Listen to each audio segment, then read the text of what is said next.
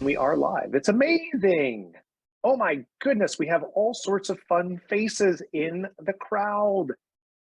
Lori Goldman, Robin, it's good to see you. Bill Holmes, good to see you. Noted super fan, Bill. Noted super fan. Yannicka, good to see you too. Who else is in the room? I think I saw Caitlin's in the room. Matt Foxhall just coming off surgery. I hope he's doing good. Vince Schreiber. Vince, good to see you. My mother-in-law, which is amazing. I love her support. She always shares all of my stuff on Facebook. So Meemaw, we love you too. So fun stuff. Guys, thank you so much for coming.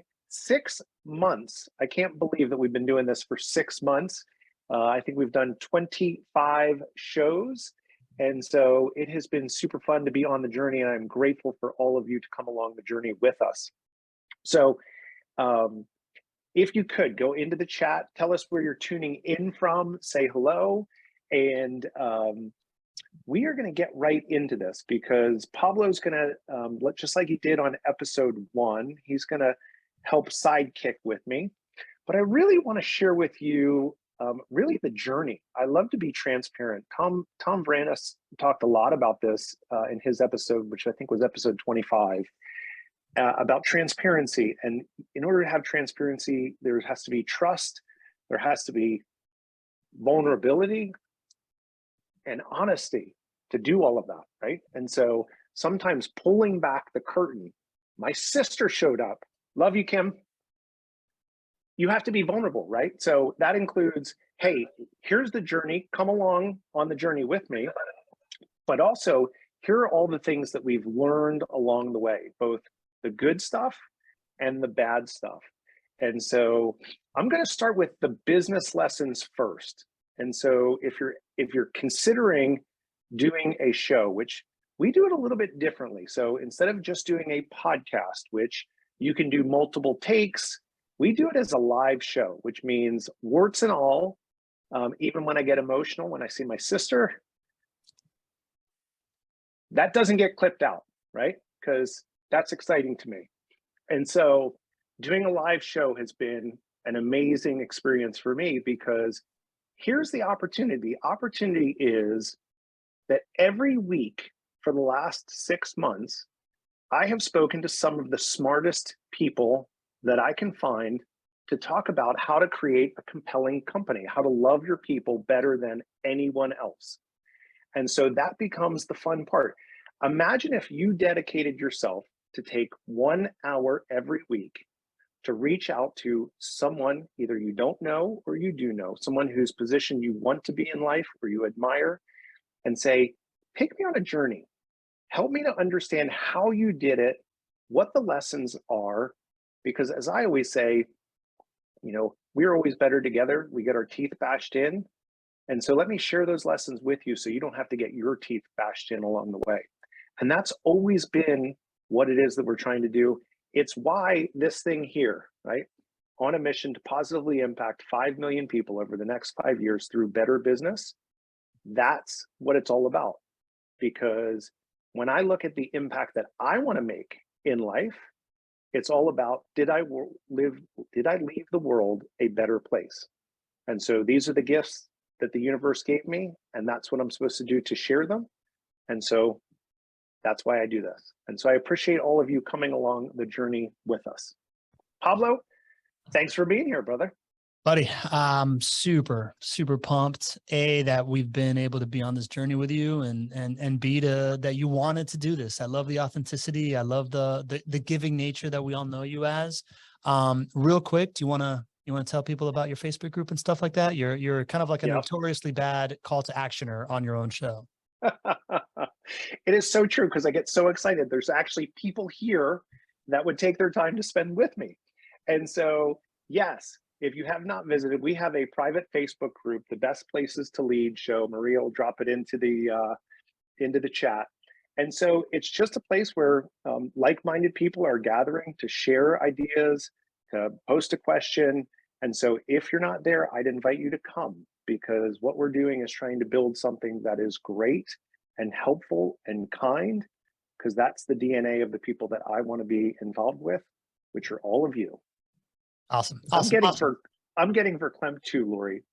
So Yeah. thanks for noticing. Very cool, man. I love that you led with this idea of access to people, right? Like this motion, this show, the live thing is exactly designed for that, right? Like if you're podcasting, you get access to one person at whatever cadence you want. When you're doing this like live show thing, you're getting access to not just one person, but the many folks that show up and to continually to do this stuff. And I think what people often underestimate is the data gathering machine that this becomes, right? Like access to people and how that is a feedback loop that becomes a flywheel and a competitive advantage from a network standpoint, from a knowledge standpoint, from an access standpoint, all these different things. The first thing I would love to ask you, we were just on with Nathan Adams, right? And he said the first thing I should ask is what's going on with that thing right above your right shoulder, this mission to positively impact 5 million people. He broke it down as he has 44 employees plus 60 to 80 trade workers at any given time. You're affecting their life. I would love for those of us that are here, let me know if you have a company, how many people report to you, like basically how many people you and under you is Jerry affecting with his message. I would love to see that in the chat. And if you're a supervisor, who under you, just give an estimate so we can tabulate that. I would love to do that. But Jerry, just from a overall universal level, do you feel a sense of increased impact already before we start talking about kind of like insights? Sure. So first of all, it's humbling. I say this all the time. I've been really lucky.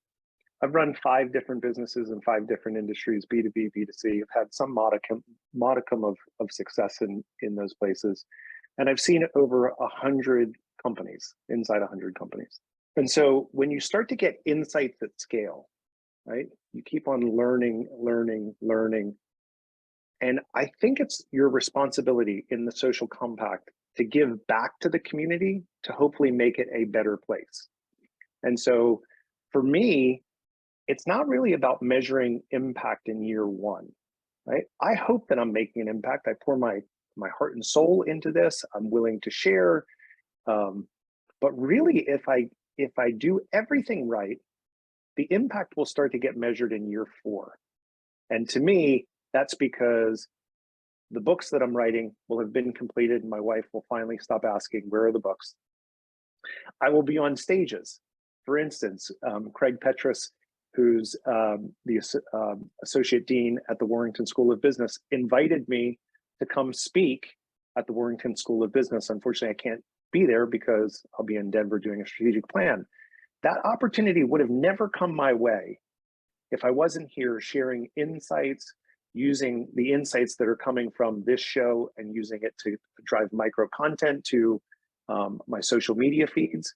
And so, yes, it's those things that you keep on chugging on and keep on saying, when does this impact ever end? I hope it never ends, because if it ever ends, it's probably because I'm no longer on this earth, because I will continue to give and pour into people in every which way that I can to make the world a better place.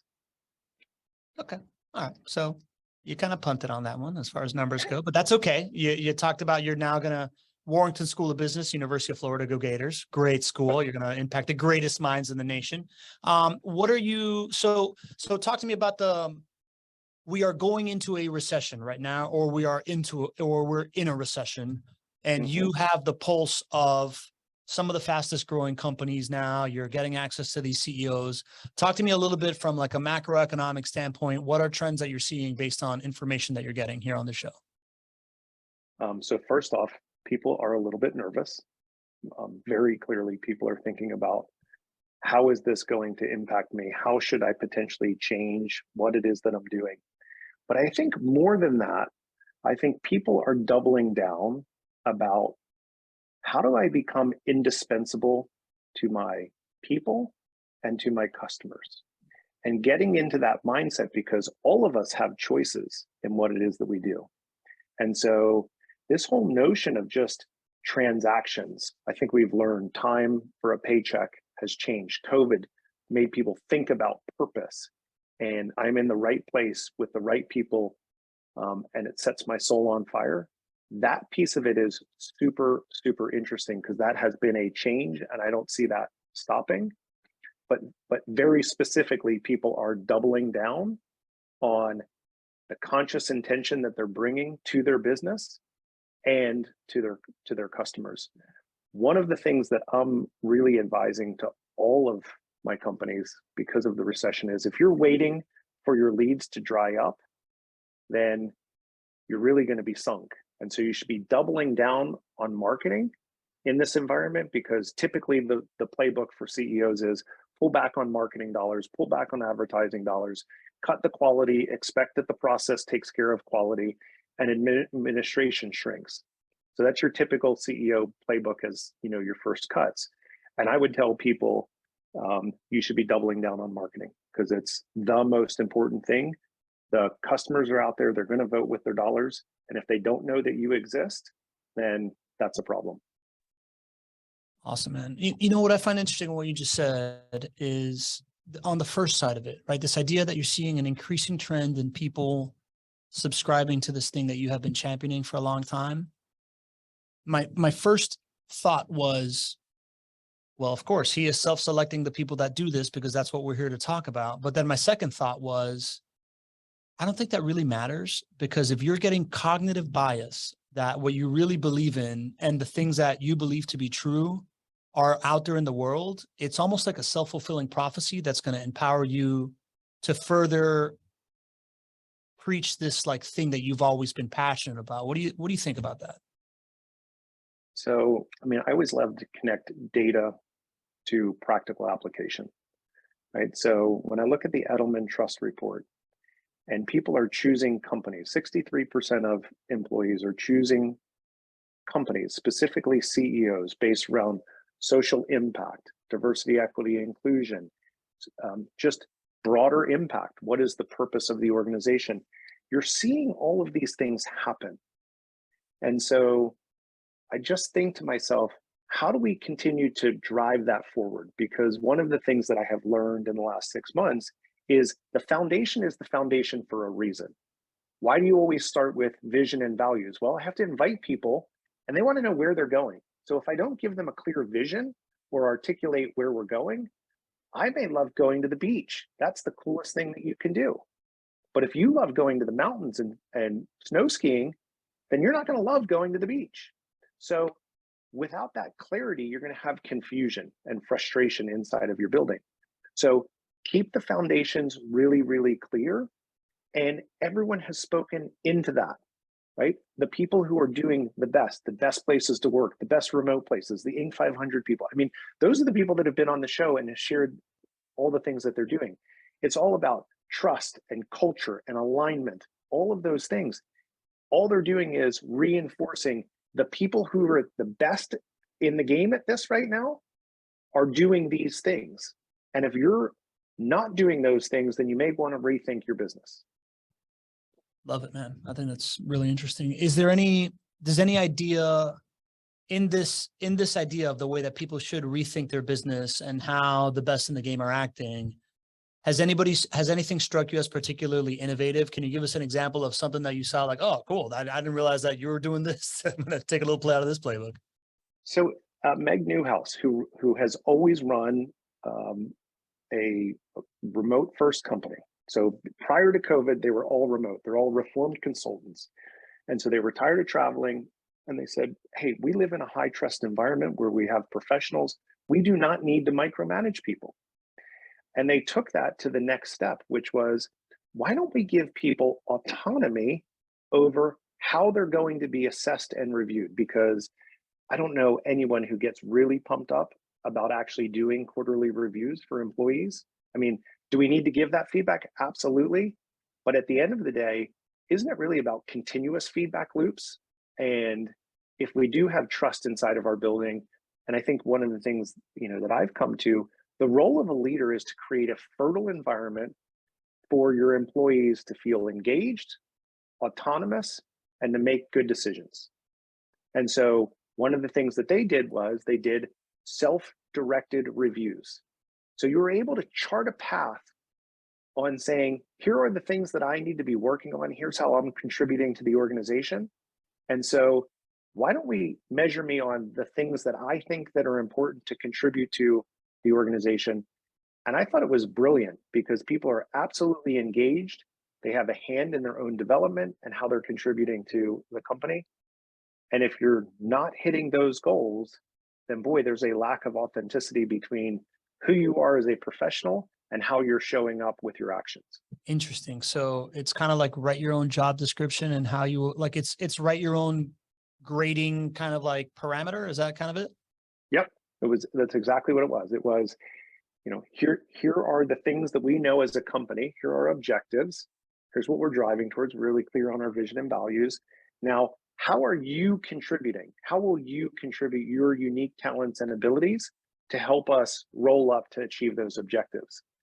And I think when you give people autonomy to choose their own adventure, they feel super empowered. And by the way, they're going to chase their own efforts because I'm the one that put them out there.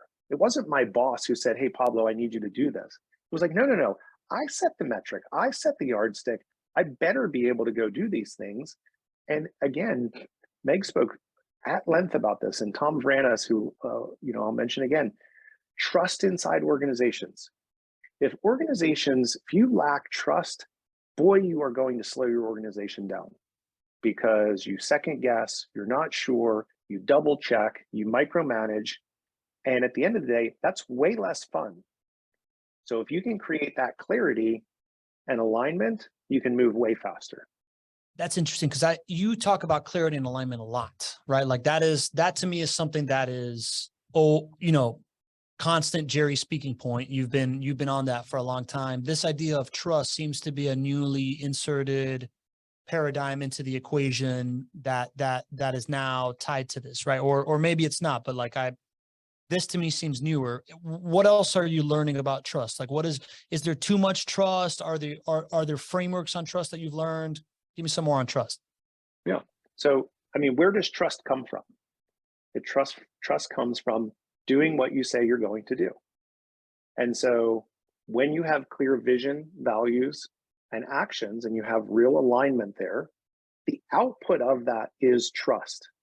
Because I know when Yannicka makes a commitment, she's going to follow through on her actions. And the output is, I trust Yannicka. I don't have to go back behind her to check those things out.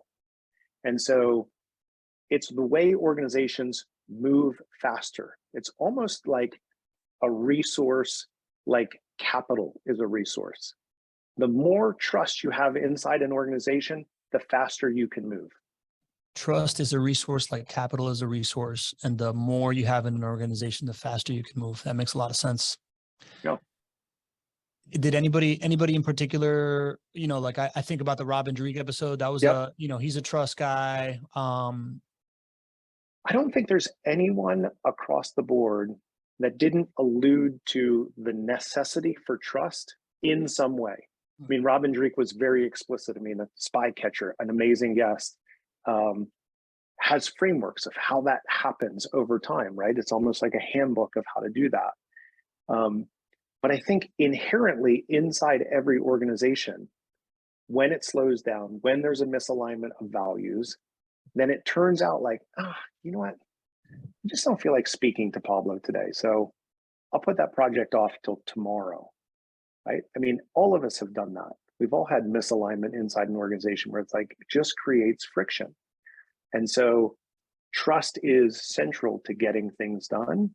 And if you're not thinking about it and consciously, intentionally talking about it, challenging ideas so that we're not just yes people inside an organization, then we need to do those things to level up and make better decisions. You bring up alignment, which is something that I've heard you talk a lot about, right? With mission and vision and core values being the bumper lanes. Any new tools for alignment that you can think of, or new examples of alignment that you can think of from the show? Well, so I think it comes back to articulating them. So typically, entrepreneurs, CEOs, they're usually the visionaries, and they have a really clear picture of what they want to see happen, and yet they're bad at articulating. Here's the clear picture of what it looks like. And so if you haven't articulated exactly what you need, then it's hard to hold people accountable, right? So without clarity, there cannot be accountability. And so making sure that we're communicating, especially, across the number of organizations that I work with, they're expanding dramatically. Talk about, Nathan Adams, who was one of the early guests on the show. I mean, they went from about 18 employees to they're at 45.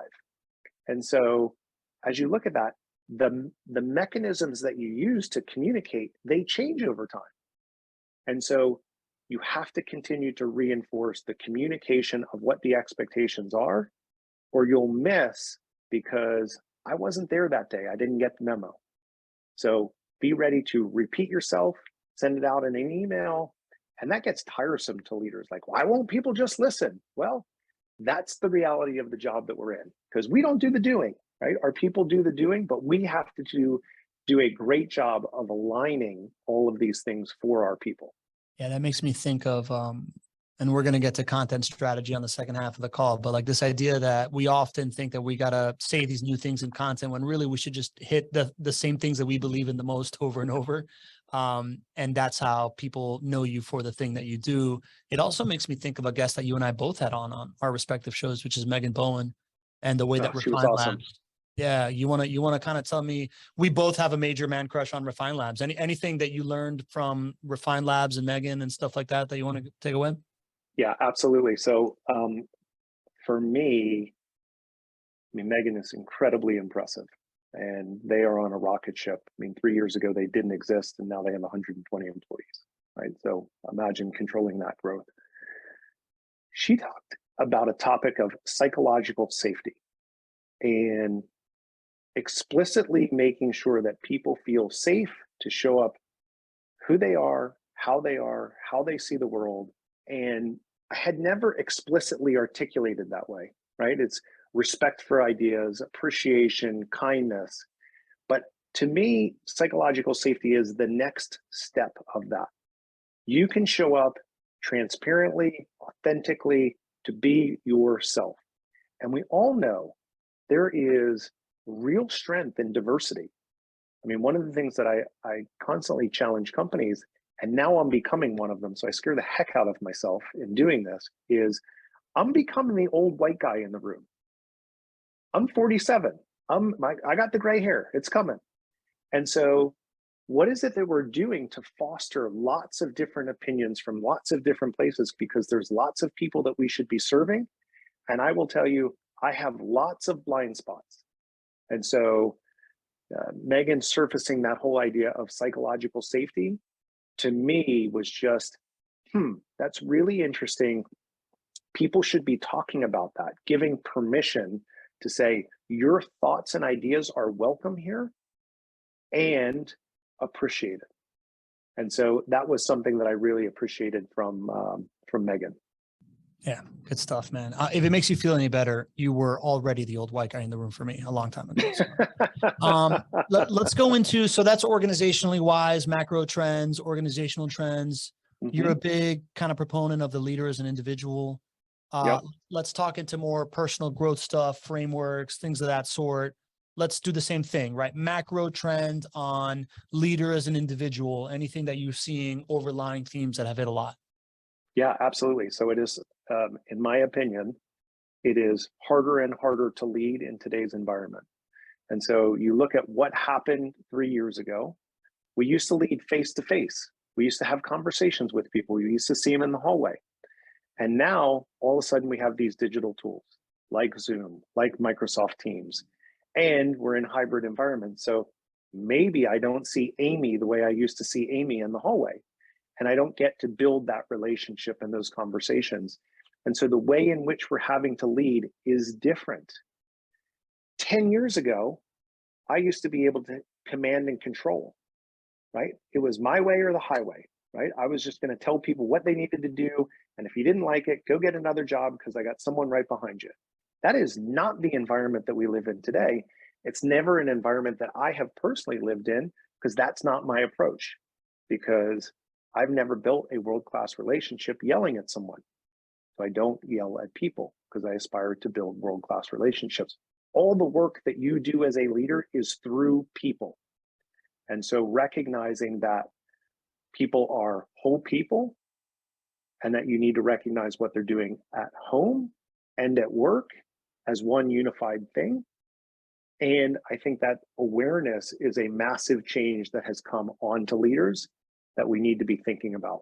That's interesting, man, because I agree with everything you're saying, but I thought it only came from an awareness standpoint. I thought that only because the internet is shining a light on things, people are choosing the right thing. But I think you're right. I think it is also because it's getting harder to lead, people are having to work harder on themselves in order to lead, and therefore have to be doing the right thing more and more often. What's your data point for like harder to lead?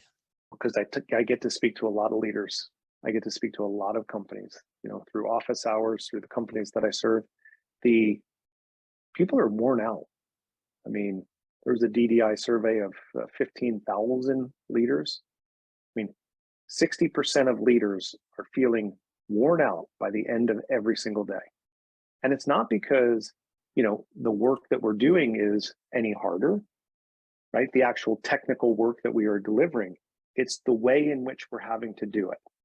It's harder to schedule a Zoom call with you to discuss a topic versus, hey, popping into your office and saying, hey, Pablo, do you have a minute? And so the mental toll, the demands of an employee-centered environment, meaning, for the last number of years, if you wanted a job, the companies had their choice of people to fulfill that job. At 3.9% unemployment, that dynamic changed, right? And so people have to be more mindful of those. Awesome. So what tools have you learned? Like it's getting harder, right? What have you learned through the show, through the guests of the show? Give me some either, tools to deal with it, right? Because it's making me feel a lot better, the fact that it is harder and it's not just that I suck. So what is, how do I get better, man? It's not just you, Pablo. So one of the things that Timmy Gallagher talked a lot about is the whole notion of a morning routine. And, I have a whole process that I go through. I call it priming the pump, creating that unfair advantage of getting up early, making sure that you're doing the things that serve you, which are making sure that you're doing some reading, some writing or some journaling, some quiet reflection, some exercise, and for some people, meditation and prayer, right? How do I get myself continually back to center so that I can make sure that I am showing up authentically in the way that I want to show up, that I aspire to show up as a leader? I add on to that, every morning I say morning intentions because I'm training my subconscious to be the person that I want to show up. So one of the things I say every morning is I will add an insane amount of joy to the world today.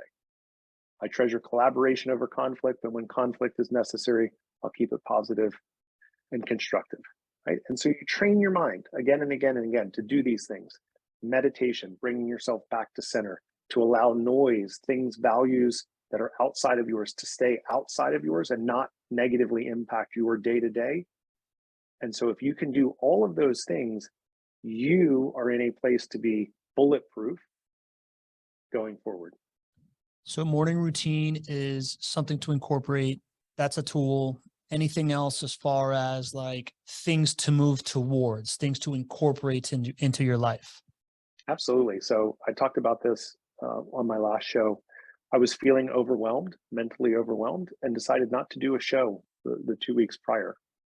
And I think as high achievers, we run into this trap of like, we have to do it all. We have to have more and we have to have it now.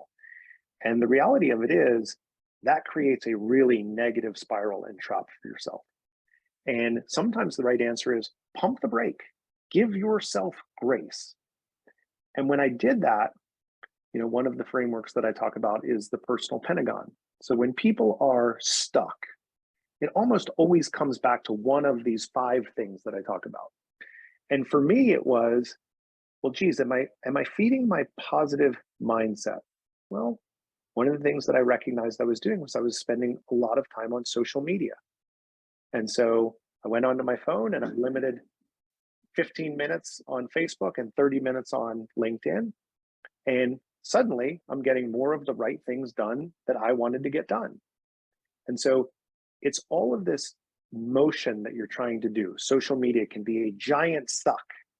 And when you talk about more and now, that is a great place that if you want to keep up with the Joneses, good luck, because everyone lives in an Instagram world where it is hard to be there. And so there's other pieces like um, principle one of the personal performance is take care of your diet, exercise, and sleep. You know, be mindful. How much sleep are you getting? I call it the serious seven. I need 7 hours of sleep, right? What's your diet look like? Not in the like, hey, I'm trying to lose weight, but what am I putting into my body? Food is fuel. And am I exercising? Am I unlocking all of those endorphins so that I have clarity of thought and creativity to be my best self at work? And so I think one of the things that I have learned, Pablo, is taking what is true and making it truer. Because when you start to look around and you say, huh, I was thinking that, but I saw Kim Stam doing this same thing and talked about it. And you know what? I should be walking and running on the beach because that's what sets my soul on fire. And let me get back to my roots of what my morning routine is. And those things serve me. And so when you do that and you do more of that, what is true or what you know to be true becomes truer and then easier to action on. Love that, man. Love that. Love that. Love that concept of take what's true and making it truer. It brings me back to kind of the beginning of this whole thing of seeking out the cognitive bias of the things that you believe in will only embolden you to follow your path, right?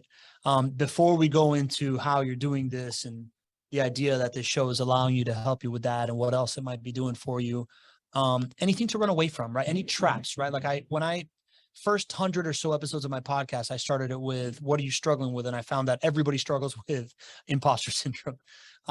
Anything that you're seeing overall that people should give themselves that grace for because they are not alone, and you see a lot of people falling into a trap or anything like that? I think mental health is number one, first and foremost.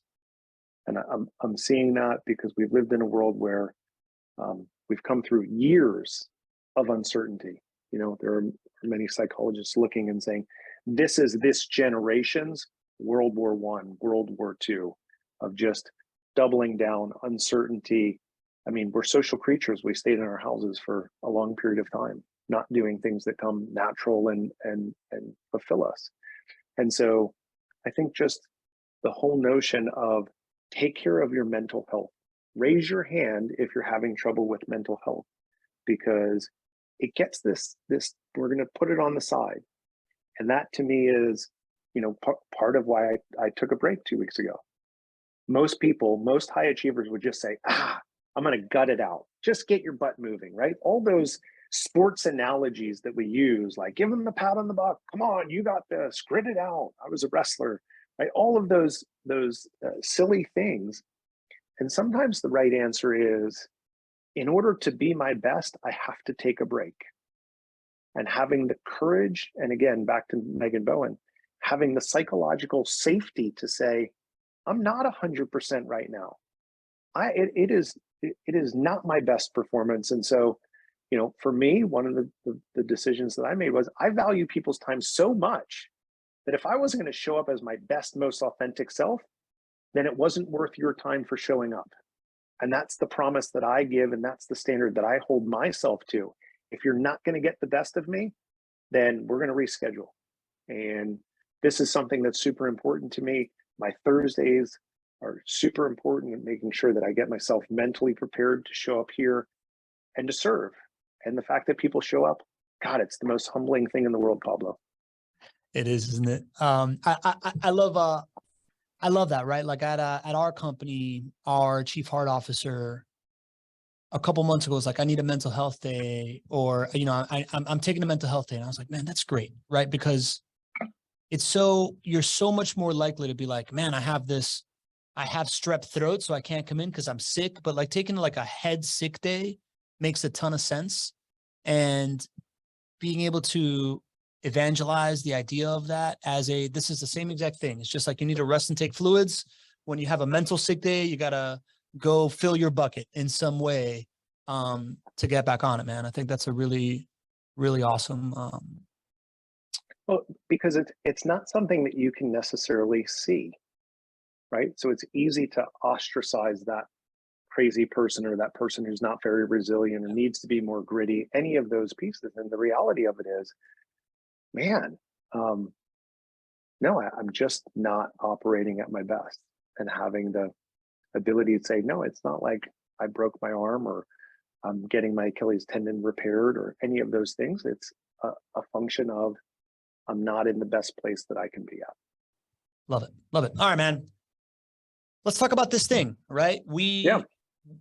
We, as in our company, produces these for multiple people. You, sir, are crushing it, right? Like you are, like your ability to do this, I think, is extraordinary. I'm very impressed with everything that you have put around yourself, right? We normally don't deal with companies that are less than 10 million. And I know you're not pulling that in right now, Jerry, as a coach. Not yet. And, Not and, yet. and I'm impressed with how well you have executed all of this. So I would love to just kind of open it up for what did you think was harder than you thought? Why do you think you're doing so well? Kind of just open it up overall, number one takeaway kind of thing of how it's going for you. So I will tell you, when I've seen this in action and watched it happen, and the reality of it is, in today's day and age, I don't have to take advertisements out on ABC or NBC or CBS. I don't have to take a Super Bowl ad.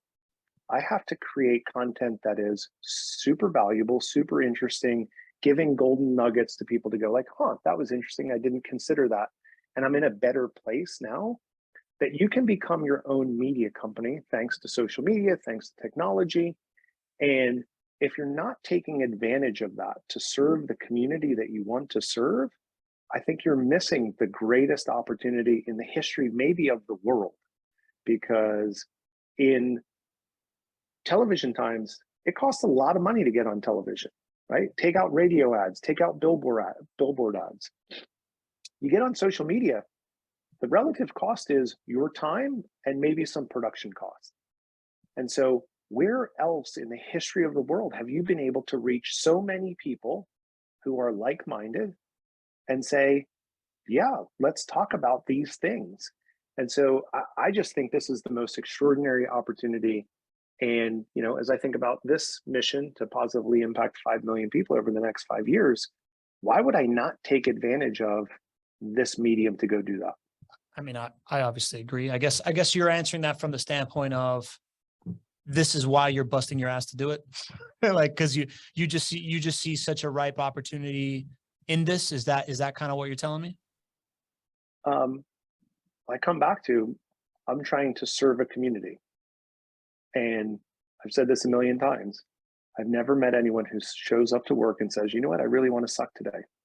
And yet there are so many people who are ineffective.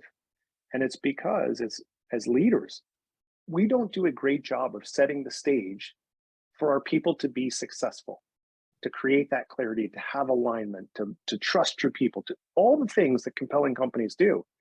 And so if I'm going to help 5 million people over the next 5 years, I have to do it at scale. I have to reach people at scale. And so, you know, the old yard barkers used to have megaphones. This is my megaphone. And I'm grateful that people show up to have conversations about it. Awesome. Awesome. So what's made it hard, man? What's been harder than you thought? Well, you know what? Here's what I'll say. I've run a number of businesses and I figured hard things out. So I would have figured this out, but I am super glad that we hired you guys to help us with it, because there are so many moving parts behind the scenes of clipping the contents and doing the captions and writing the descriptions and even the graphics each week, getting them posted. Maria and Roanne do an amazing job helping behind the scenes. So you guys slipstreaming all of this has been incredibly helpful to me. Could I have figured it out? Yeah. Would I have struggled? Absolutely. Might I have quit? Maybe. Right. That is a possibility. I can see why people would get frustrated enough to quit doing this. And so having your team help us on the backside of this is priceless. The number one thing that I've struggled with is attracting guests that are at the quality and level that I think this person would add value to my community. And so guest identification, bringing them in, doing the pre-roll show, that for me has been the hardest part of it. And when I speak to other people who are doing shows, they say that's the hardest part of it too. So I'm not in shallow company there. That makes sense. And thanks for the compliment, right? Like for us, you guys are the best. It's super rewarding to do this for you, man, because you really are I believe everything you say. And I think there needs to be somebody with a megaphone saying this stuff. And you add credibility to all of it. It feels like from our side, operationally, you've kind of cracked the hole starting to get guests, right? Like we went from like a month and a half ago, me telling you, Jerry, maybe you might want to think about doing it every other week, to now you got it, right? Like you're like scheduled out 2 months in advance. What's changed for you, man? What's been the big aha moment that allowed you to like hit this stride? And I know that from a viewing standpoint, you don't see this, but it has gotten significantly easier for me to help you, right? So like what has changed that you've really cracked? Yeah. So I'm going to give credit to Alex Sanfilippo, who, had built Podmatch while everyone else was watching Netflix and binge watching, and built a 23,000 subscriber SaaS business. And, his insight for me was have an avatar that you're going to speak to, right? And so for me, it's CEO Charlie. CEO Charlie's in his early 40s, has a successful company, but wants to get to the next level. And I have this whole story about CEO Charlie, the avatar. What does CEO Charlie need to know? And so that's the person that I think about, right? So it's senior leaders, it's leaders trying to get to the next stage, all applicable stuff. But that's the guy that I'm always thinking about. And then the second piece of that, which he gave me, was what's the journey that you're going to take CEO Charlie on? And so I had just kind of, I don't want to say willy-nilly, I was looking for high quality guests. I believe that we've had incredible guests on here, but the change that I've made is, for instance, in September, we're going to do a block on communication. And so here are the things that I'm thinking about around communication. So how do you tell a story? Park Howell's going to come in and talk to us about the ABT method. In October, we're focusing in on purpose-driven companies. So I'm going to talk about why I'm doing this.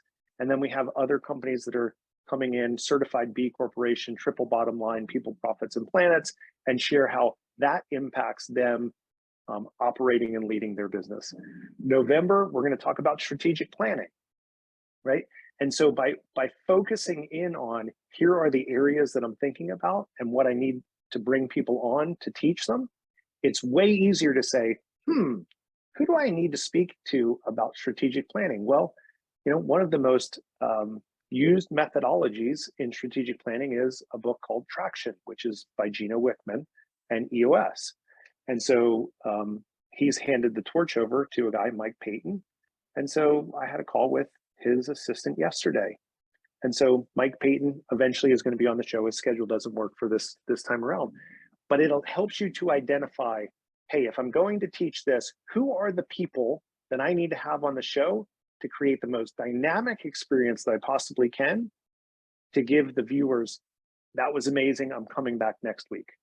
And so for me, it's been being really clear about who it is that I'm talking to, what CEO Charlie needs to learn, and then building topics based around CEOs who have been there, done it, case studies about people who are on the way to doing it, or experts who have written the book on doing it. It's funny, man, because I've heard this, but for a different reason. I've heard this for audience growth, right? Like knowing your avatar and thinking from the outside in, what is the, most podcasters fade. It's called pod fade, right? After like between episode 7 and 10, most podcasts die. And, when you look at those, they're just kind of like shotgun approaching. Oh, this person looks interesting. That person looks interesting, right? So obviously it doesn't gain traction. And they talk about that if you think about this like full narrative, that it's going to go better for you. I never heard anybody conceptualize it from, not only is it going to go better for you audience wise, but from like landing guests wise, strategically, and the clarity that that provides seems to fit in with the rest of your, mission driven core values, kind of like the way that you build a company. And I think that that's what's really brilliant about the way that you're executing. Have there been any, normally at this point at 6 months, it's when we start really looking for qualitative insights on business results, personal results, things of that sort. Business results wise, have you found any signals that what you're doing is working from a revenue standpoint? So the short answer is yes, and I'll wrap back around this. But for anyone who's considering doing this, I had conceptualized this was a long-term process for me, and that I was not going to look at any metrics. There was no expectations of outcomes, which, being a data-driven CEO, might surprise some people. And so I just knew that in order for this thing to work, to gain an audience, to have, I think there's been, Maria or Roanne might be able to correct me, but I think there's been about 260 different people who have showed up to the show at any given time. And so my whole play was long-term, because when you're doing this and your impact is over 5 years, then I'm okay being in Nashville and playing to an empty bar, because eventually I'm going to be at the CMAs across the street, and I'm okay with that.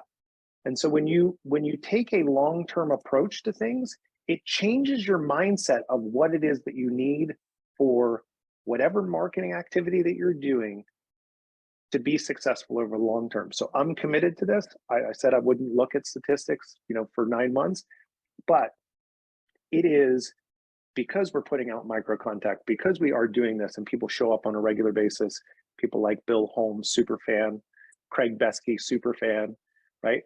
It is driving business results. So I had a guy call me that I haven't seen in 25 years, maybe longer, actually longer than that, because I'm 47. I keep on making this mistake like I'm in my 30s. But I went to high school with him. He's successfully run a business for the last 20 years. And he said, you know what? I keep on seeing your stuff, and I'm a great example that this stuff works, because I don't like your stuff. I don't comment on it, but I watch all of it. And I thought to myself, Jerry might be able to help my company. And so next thing you know, you're on a conversation. I get invited to speak at a company event because, well, the guy's been seeing it on the backside. One of the things that I think is really interesting, Pablo, is how many people consume this. We go live on Facebook. How many people consume this on Facebook that we don't get to see? We don't see them live. And so, I had a guy call me up who owns a business, and he said, actually he sent me a text. He said, hey, I saw your hiring episode, and I had 3 questions for you. And can I ask you some questions? And I thought to myself, he wasn't on the hiring episode. So when I called him, I said, Zach, like, how did you see the hiring episode? He said, oh, I watch all your episodes on Facebook. That's just the place that I watch it. And so you start to like triangulate all of these things that, like, holy smokes, this is an amazing impact that's happening. Added another client, same thing. Saw me, shortened the know, like, trust. And the conversation that we had was, I'm in a place where I know that you can help me. And so please come help me. And so, again, to me, this is a long-term play, but has it yielded results in the first 6 months? Yes. That's awesome to hear, man. That's really cool. And I gotta clarify that. I'm going to say that this is right in line with what I expected for you, but it is because, first 6 months, this is a revive your existing network. And if you're doing a good job, if you've been the same person that you are and you show up as that person, everybody's going to remember oh, I forgot. Jerry was like the smartest, coolest John Denver of business guy I know in what 20 years ago when I met him, and he can help me now, right? So I got to give you credit for the idea that you have been true to this mission. You've been helping people all along. I learned it early on in doing this thing that it is much easier to go from person to person, really valuable to people to online, make it obvious that I can help you, than it is to go from like famous online to people know that you can help them, right? And I think that you're a prime example of that, and it's because of this. So, kudos to you for having cultivated this mission and community and everything that you've been doing, and for this to work so well for you is awesome to hear, man. That's business KPIs, personal KPIs. Any signals, like, is there anybody that you met that, like me, you and me were talking, I'm going to grab coffee with Christopher Lochhead in like 2 weeks, Totally. which blows my mind, right? Anything like personally surprised that you got access to somebody, any kind of relationship that, has really opened your eyes to this? Just you, Pablo. The fact that I have access to you, the fourth smartest marketer in the world, Pablo Gonzalez. That is the gift. No, you know what? Again, I don't get starstruck, right? People are just people. And, when your first value is love your people and treat them as whole people, life becomes really super easy and simple. I ironically had a conversation yesterday with a guy who I had hooked up with 3 years ago, and he was Swan Leap, a logistics company, and 4 times on the Inc. 500 fastest growing company, number one of the years. And he sent me a note and he was like, hey, let's hook up on a call. And I had a conversation with him last night. It was amazing, right? And so you never know, because people are seeing things and saying, hey, I'm doing something different. And he had a great exit from his company, and he's living down in Puerto Rico. And he said, come on down and hang out in Puerto Rico with me, which I might just go do because I love Puerto Rico. That's awesome, man. That's really cool.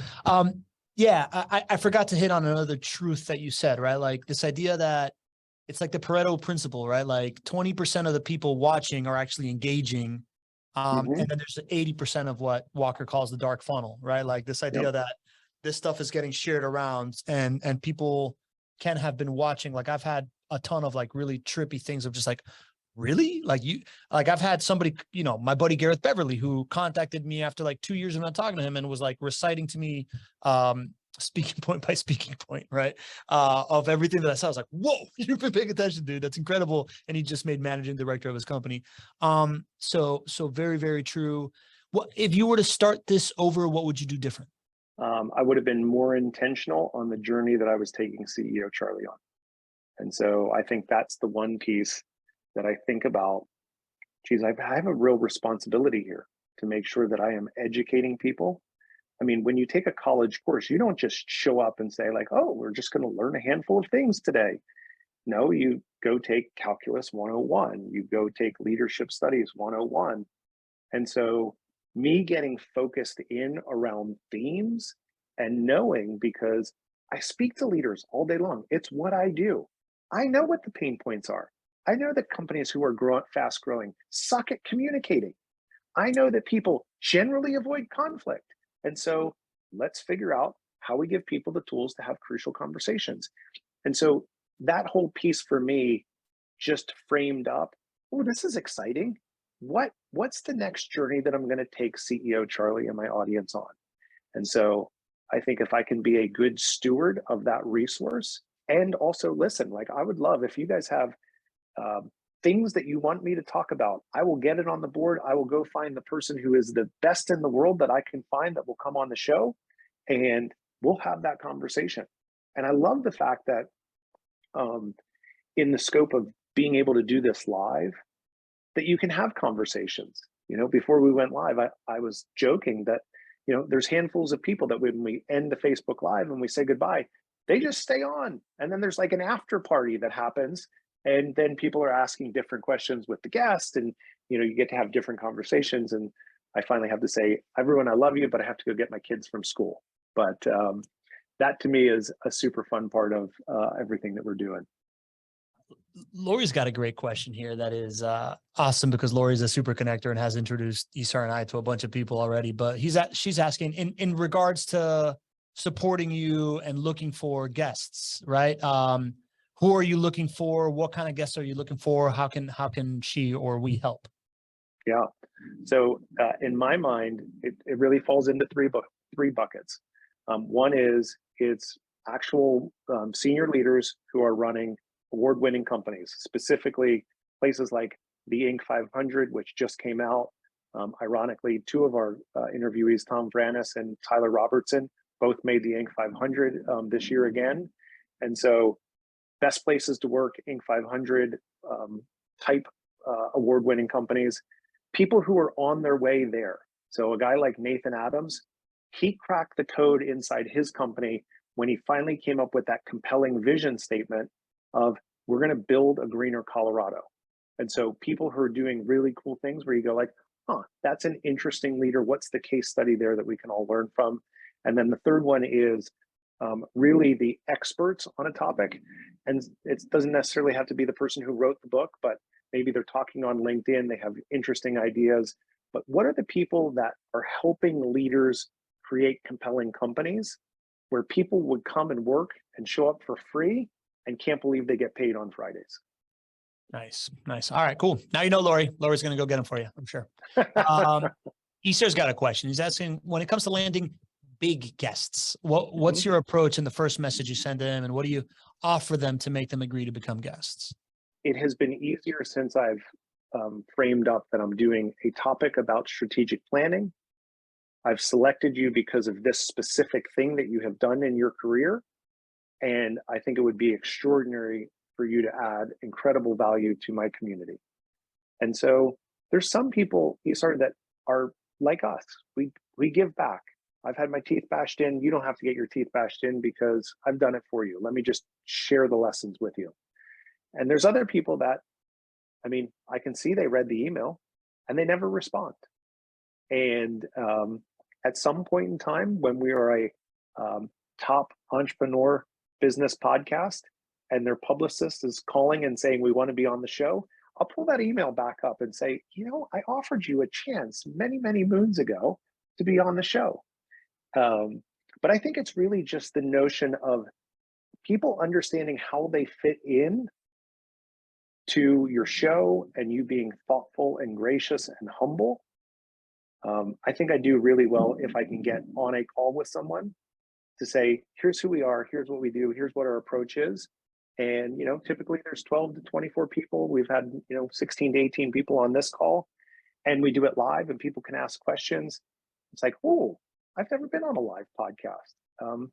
And so, Trey Taylor, he is going to be our guest next week. And he actually sat up in his chair and he was like, a live podcast. I've never heard of such a thing. I've never been on one. And he's written a best-selling book. And so I think that's super interesting to understand where they are, how they add value, and contextualize it for them. That's interesting. I never thought of the live podcast as a differentiator for why somebody would want to do it. I've always kind of just thought that they'd be like, yeah, live. So the only downside to that is it becomes a constraint. Yeah. Right. So yeah. The schedule with Mike Payton was he has clients on Thursdays. And so that became a constraint for us to be able to get him in on strategic planning in November. I think if I had just an open podcast slot, hey, we'll pick any time that you want and we'll have a conversation. But I wouldn't do this any other way. I mean, to me, this is extraordinary and valuable to do it live. Give me some predictions, J-Mac. What is end us here with what do people need to focus on going forward? What do you see coming down the pike that is going to create a unfair advantage for creating the best place to lead possible? I'm going to come back to, you better be really clear about your vision, the journey that you're going on. You better be really disciplined in your hiring process so that the people that you're inviting on the journey with you have values alignment, because you're going to be able to go faster because of the trust element. And then specifically in this environment, you have to get out front on the marketing side because business is going to tighten up. It's very clear to me. I've been saying this when we sold our house in October 2020. I told my wife, I'll do this, but you watch how this is going to flow through the economy. There is going to be a day of reckoning. You can't put $5.2 trillion into the marketplace and not expect that people are going to overspend, overextend, and problems are going to happen. And so I really do believe there's going to be a constriction, a significant constriction. And so be clear on what your value is, be clear on how you become indispensable to your people, and get your marketing out front right now. Awesome, buddy. Great conversation, man. This has been it's just on a personal level. I'm gonna let you finish off here, man. Thank you for letting me pick your brain about this. But more than anything, it's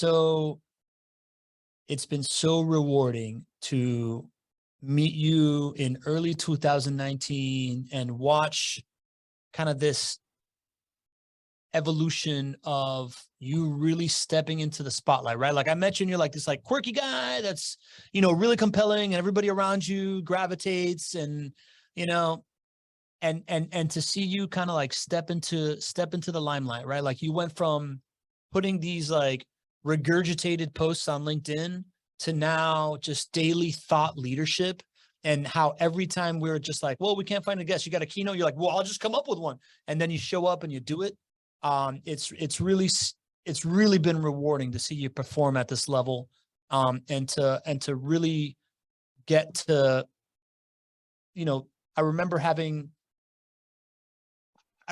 Rachel over for dinner, and me and Amanda Holmes were kind of like repeating frameworks that you say. And she's like, well, I can't believe people repeat as frameworks. Like, that's so weird to me that blah, blah, blah. And now I bet you she's not even surprised at all. Right. Like the fact that your frameworks and your ideas and all this stuff are on a pedestal, man, has been really, really rewarding, man. So thanks for letting us be a part of all of this. And I just can't wait to see where this goes for you, buddy. I'll let you. Thanks for that feedback, Pablo. And to that point, I'm so grateful for you and Roanne and Maria and the whole Be the Stage team.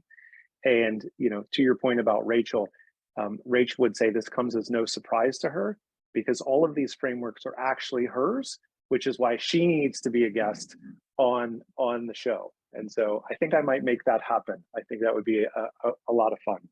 So 6-month show. Bill's laughing because he knows my wife, and he knows exactly how that rolled. I think I saw Yannicka laughing too. So she is a firecracker. I'm grateful for her. I'm grateful for her support. Let me do this. Crazy idea, because I come up with crazy ideas over the last 16 years.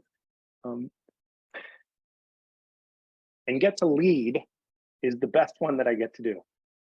So this is super fun. I'm grateful for all of you. Thank you for showing up. I see my friend Craig Besky on here too, longtime friend. So thank you all for being here. Don't forget, I'm going to try and get this right, because I always miss. I miss on this one. Join the Facebook group, Best Places to Lead. Make sure we do that. One of the things that I'm also working on, that a couple people who are actually on the call have been through, is the leadership gap. And it's really how leaders show up to become that predictable leader, to make promises and to do it consistently day in and day out, to create that fertile environment for performance. We're going to start that on September 12th. So if you have any interest, hop on social media, DM me. We'll get you on the list to get you more details. But we'll roll that out September 12th. I'm super excited because I've done 2 iterations of it. We've re-updated the course. So it is super, super fun. Bill's been there. He's done the leadership gap. And so I'd invite you to go do that too. So Pablo, here is to another 6 months. And thank you all for continuing to show up. I appreciate the heck out of all of you.